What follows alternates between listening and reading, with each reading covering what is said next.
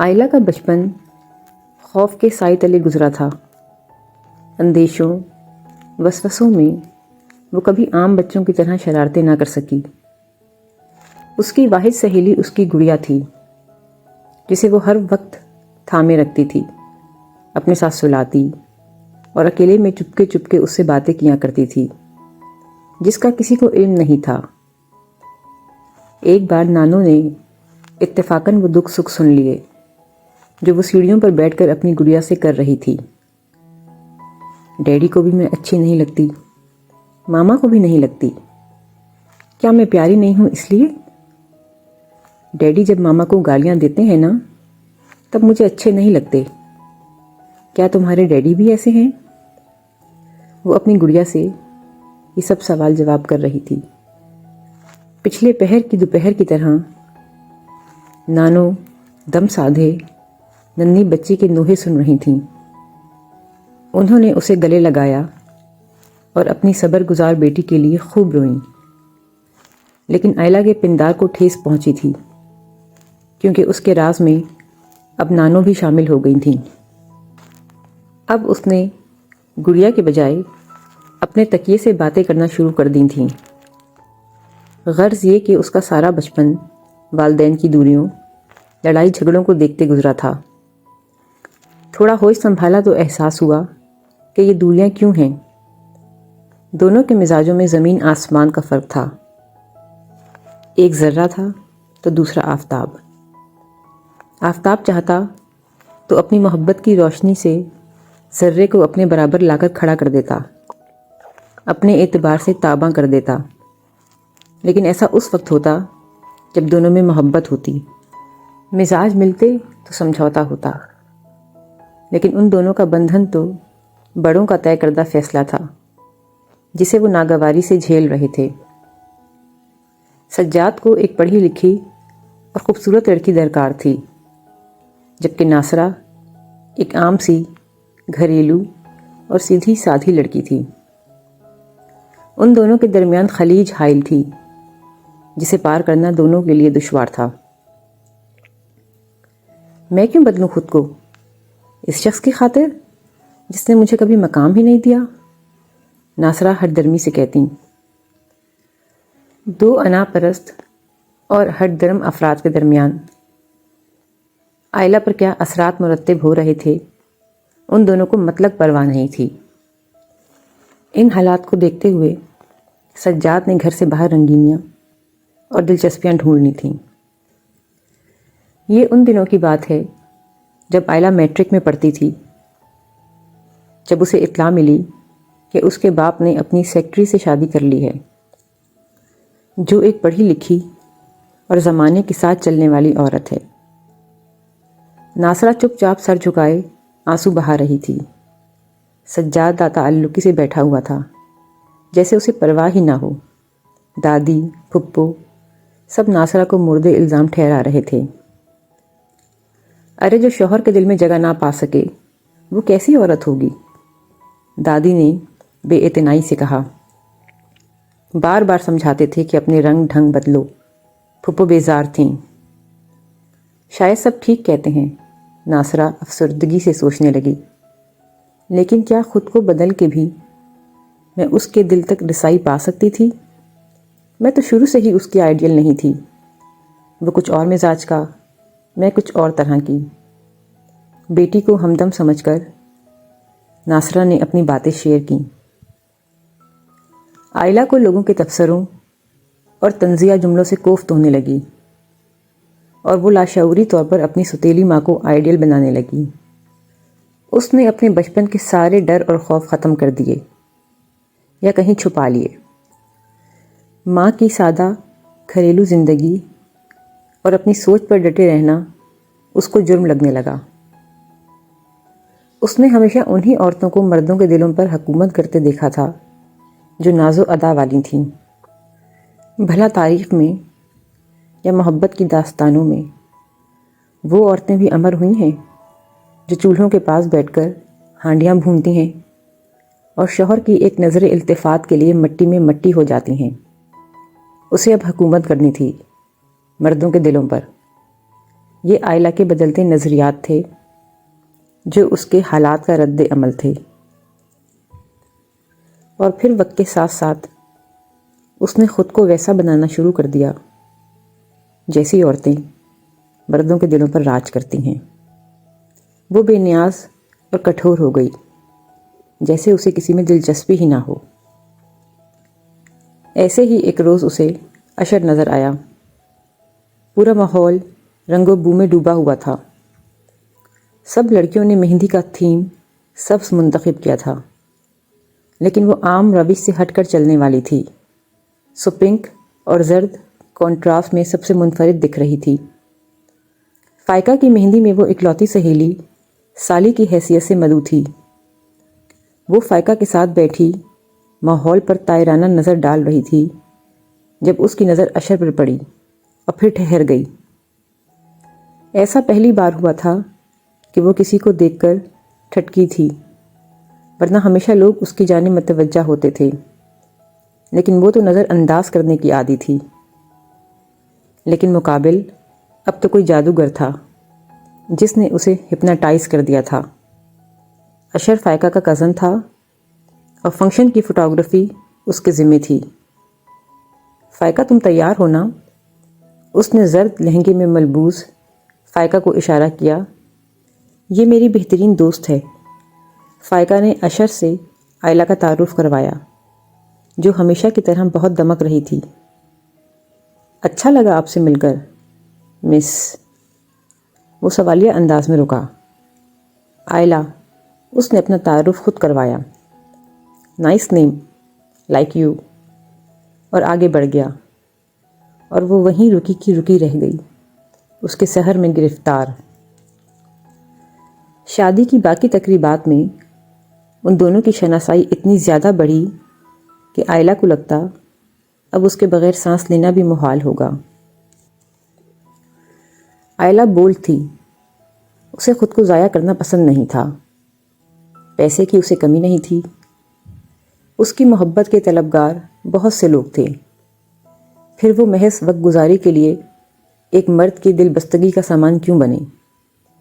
اس نے سوچا۔ آپ اپنے پیرنٹس کو بھیجیے، انکار نہیں ہوگا، آئلہ نے اشر کو یقین دلایا۔ لیکن حیرت کا لمحہ اس وقت آیا جب اشر پر خاموشی طاری ہو گئی، اتنی زیادہ کہ اسے لگا کہ شاید فون کا رابطہ ہی منقطع ہو گیا ہے۔ کیا یہ مجھ سے فلرٹ کر رہا ہے؟ آئلہ نے دکھ سے سوچا۔ وہ دن آئلہ نے کانٹوں پر گزارا، اور اس سے پہلے کہ وہ کسی فیصلے پر پہنچتی، اشر کا فون آ گیا۔ اشر، اس کا سارا غصہ، شکوہ، تلخی بھاپ بن کر غائب ہو گئے۔ میں معذرت چاہتا ہوں۔ اس کے لہجے کی بے قراری کے برعکس اشر کا لہجہ بالکل ہموار تھا۔ میں تمہیں کچھ حقائق بتانا چاہتا ہوں، اس نے بنا تمہید باندھے آئلہ سے کہا۔ میرے والدین تمہارے گھر آئیں گے تمہارا رشتہ لینے، وہ راضی ہو گئے ہیں، لیکن میں شادی شدہ ہوں، ایک بیٹی کا باپ۔ وہ آئلہ کو رک رک کر بتا رہا تھا۔ آئلہ بالکل صدمے کی کیفیت میں تھی۔ آپ مجھے یہ اب بتا رہے ہیں جب میں اتنا آگے بڑھ چکی ہوں؟ وہ دکھ سے کر راہی۔ میں تمہاری محبت کو محض دوستی سمجھتا تھا، لیکن ان گزرے دنوں میں مجھے احساس ہوا کہ میں خود بھی تمہارے بنا ادھورا ہوں۔ بے بسی اس کے لہجے سے بھی عیاں تھی۔ آئلہ کی آنکھوں سے آنسو رواں ہو گئے۔ میں تمہیں دھوکے میں نہیں رکھنا چاہتا، اس لیے سب کچھ واضح کر رہا ہوں۔ میری اپنی بیوی ارم سے کبھی نہیں بنی۔ تعلیم، شکل، مزاج، ہر بات میں الٹ۔ بس میں اکتا گیا ہوں اس زندگی سے۔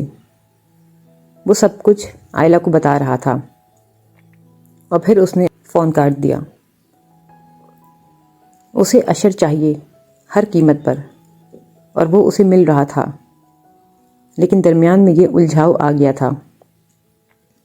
حالات نے اس کے اندر ضد اور خود غرضی تو پیدا کر ہی دی تھی، دل کی ماننی چاہیے، انسان سکھی رہتا ہے۔ یہ اس کا اپنا موقف تھا۔ خود غرضی باپ کی طرف سے آئی تھی تو ہٹ درمی ماں کی طرف سے۔ اس نے اشر کو رضامندی دے دی اور اب اس کے ڈرائنگ روم میں اشر اپنے والدین کے ساتھ بیٹھا تھا۔ اشر کی ماں کے چہرے پر تناؤ تھا تو باپ اداس اور مجبور لگ رہا تھا۔ عجیب سرد سا ماحول تھا۔ بس ایک اشر ہی تھا جو خوش اخلاقی کے تمام تقاضے نبھا رہا تھا۔ آئلہ، ان لوگوں کا رویہ ایسا تھا جیسے زبردستی آئے ہیں۔ بیٹے کی خوشی کا تو احساس ہی نہیں تھا۔ ناصرہ کچھ غیر مطمئن تھی۔ سجاد بیٹی کا چہرہ دیکھ رہا تھا یا شاید پڑھ رہا تھا۔ آئلہ نے نظریں چرا لیں۔ رات کو سونے سے پہلے اس نے ماں کو سب کچھ سچ سچ بتا دیا۔ وہ چپ چاپ اس کا چہرہ دیکھتی رہیں۔ کیا دنیا میں صرف ایک یہی مرد ہے؟ میری دنیا میں صرف ایک یہی مرد ہے، اس نے ماں کو لاجواب کر دیا تھا۔ تم اپنے باپ کی طرح بہت ظالم ہو آئلہ، ناصرہ نے دکھ سے کہا، جو بیٹی کے چہرے پر سجے پتھریلے تاثرات اور اس کی سوچ کو پڑھ رہی تھیں۔ آئلہ خاموش ہو گئی۔ اشر خوش تھا، بہت خوش، اور خوش تو وہ بھی تھی۔ ایسا مرد جس کے دل پر آپ کی حکمرانی ہو اور وہ آپ کا من پسند بھی ہو اور آپ اس کے خوابوں کی ملکہ ہوں تو آپ بامراد ہیں، کامیاب۔ بس ایک عورت کا سحر یہی ہونا چاہیے۔ یہ آئلہ کے اپنے نظریات تھے۔ آئلہ کی دوست فائقہ نئے گھر میں شفٹ ہو رہی تھی۔ اس نے ایک تقریب رکھی تھی جس میں آئلہ کو بھی مدعو کیا تھا۔ آئلہ کو معلوم تھا کہ وہاں اشر بھی ضرور ہوگا، اس لیے اسے بھرپور طریقے سے تیار ہونا تھا، جس کے لیے اس نے سیاہ لباس منتخب کیا۔ جب شام کو اس نے لان میں قدم رکھا تو بے اختیار کتنے لوگوں نے مڑ کر اسے دیکھا، لیکن وہ بے نیازی سے قدم اٹھاتے ہوئے ایک ٹیبل کے پاس جا کے رکی۔ مہمانوں کی آمد شروع ہو چکی تھی جب اشر اپنی فیملی کے ساتھ آیا، جس میں بیوی اور بیٹی بھی شامل تھے۔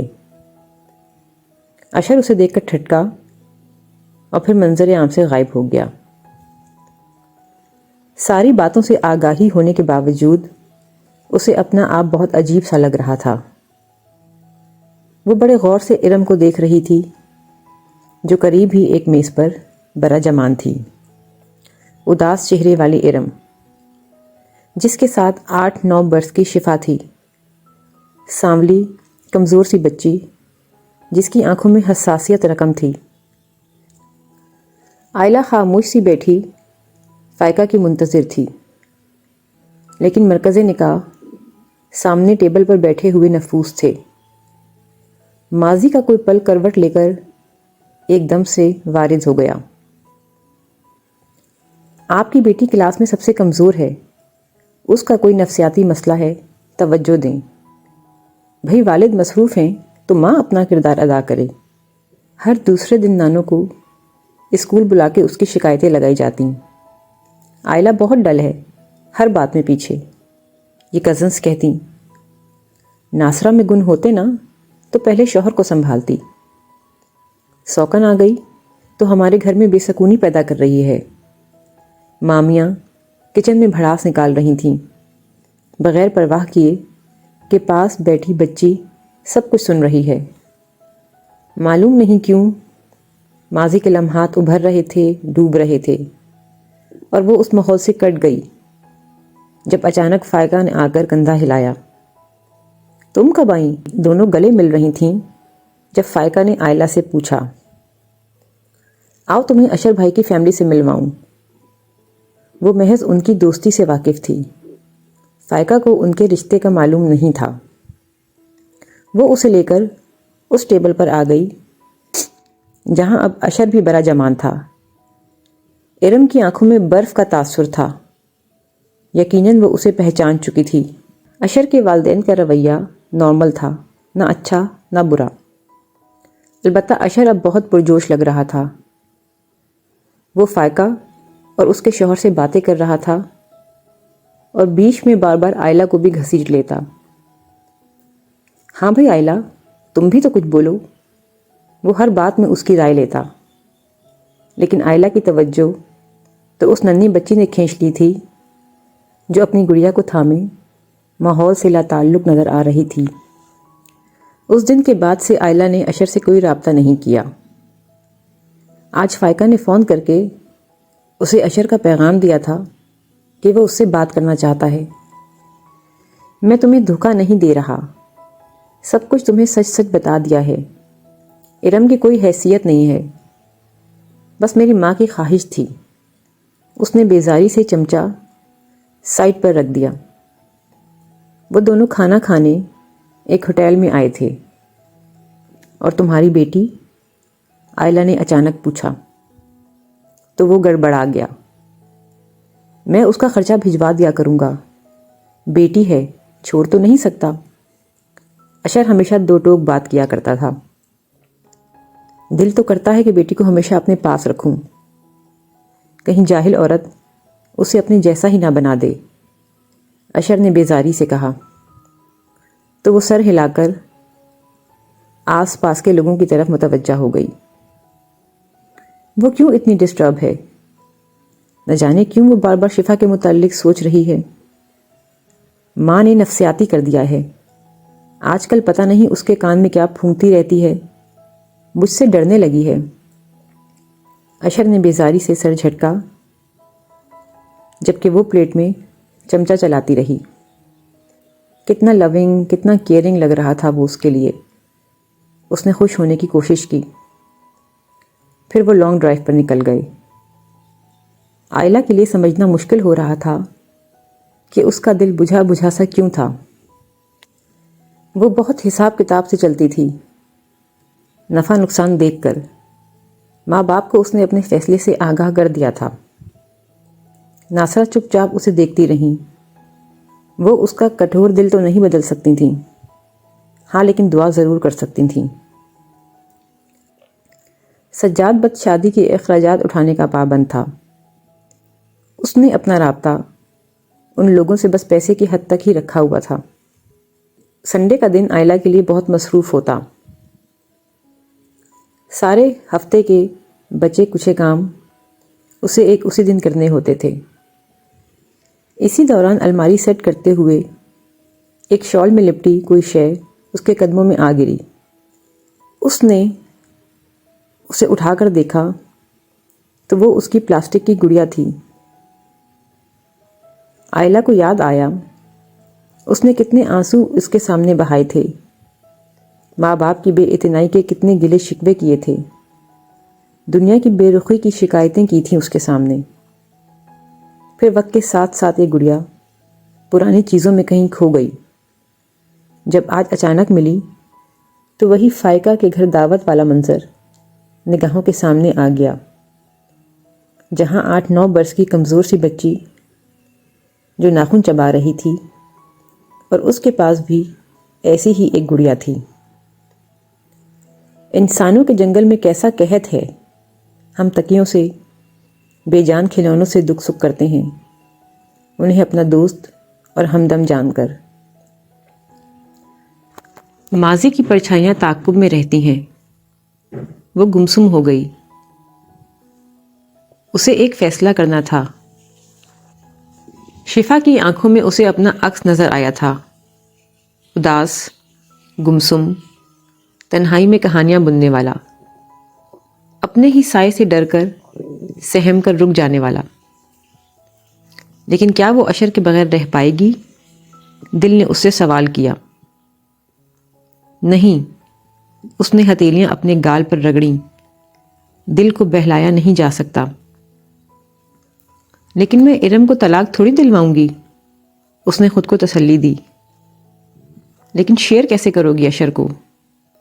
دل نے بے بسی سے سوال کیا۔ آئلہ، ارم سے میری کبھی نہیں بنی، وہ کوسوں دور ہے میری پسند سے۔ اشر اس کی انصاف پسندی سے تنگ آ گیا تھا۔ ارم کو دیکھ کر آئلہ کو اپنی ماں نظر آ جاتی، سیدھے بال، گھریلو حلیہ، بھاری بدن، وہ اشر سے عمر میں بڑی لگتی تھی۔ شرم آتی ہے تمہاری ماں کو کہیں لے جاتے ہوئے۔ ڈیڈی کی آنکھوں میں، زبان پر، دل میں، سوچ میں ماں کے لیے اہانت ہوتی۔ کیا گھریلو ہونا جرم ہے؟ سادگی گناہ ہے؟ آئلہ سوچتی۔ میں اپنی ماں کی طرح نہیں بنوں گی۔ اسے اپنی ماں سے محبت تو تھی، ہمدردی بھی تھی، مگر وہ آئلہ کی آئیڈیل کبھی نہیں تھیں۔ اسے اپنی ماں میں جو کمی لگی وہ اس نے اپنی شخصیت میں پوری کی۔ اسے اپنی ماں میں جو کمی لگی وہ اس نے اپنی شخصیت میں پوری کی۔ وہ خود غرض تھی، ظالم تھی، ضدی تھی، یہ حالات کا رد عمل تھا۔ لیکن وہ حساس تھی، رویے محسوس کر لیتی تھی، آنسوؤں کی کہانی پڑھ لیتی تھی، یہ اس کی اپنی نیچر تھی۔ لیکن جس کے دل پر زخم ہو، روح میں تنہائی ہو، کیا وہ دوسروں کی تکلیفوں سے بے بہرا رہ سکتے ہیں؟ ہاں شاید۔ وہ بس اپنی نارسائی کا ہی ماتم کرتے رہتے ہیں اور اکثر دوسروں کے لیے دیا جلانا بھول جاتے ہیں۔ آئلہ نے حتمی فیصلہ کرنا تھا۔ اس نے ایک جگہ پڑھا تھا کہ ہم اپنے دل کے غلام ہوتے ہیں۔ ہم نہیں بدلتے، دل بدل جاتے ہیں۔ اس کا دل بدل رہا تھا، اشر کے لیے نہیں، شفا کے لیے۔ ادھورا، خوف زدہ بچپن، کیا یہ سب کچھ شفا کو بھی ملے گا؟ جو تھوڑی بہت باپ کی قربت میسر تھی اس سے بھی محروم ہو جائے گی۔ اسے اشر چاہیے تھا، مکمل اور پورا، لیکن وہ ظالم نہیں تھی۔ لیکن اشر کی محبت میں وہ ظالم بن سکتی تھی، پر وہ ظالم بننا نہیں چاہتی تھی، کم از کم شفا کے لیے تو نہیں۔ دل کو سمجھایا تو جا سکتا ہے نا، وہ اشر کے قدم روک سکتی تھی۔ دل کو کبھی نہ کبھی صبر آ ہی جاتا ہے۔ وہ اشر کا نمبر ملانے لگی۔ آنسو ٹوٹ کر آنکھوں سے نکلے، اس نے انہیں بہہ جانے دیا۔ ہاں، ایک کوشش، ایک نیکی جو وہ شفا کے لیے کر سکتی تھی، اس نے خود کو اس کوشش سے روکا نہیں۔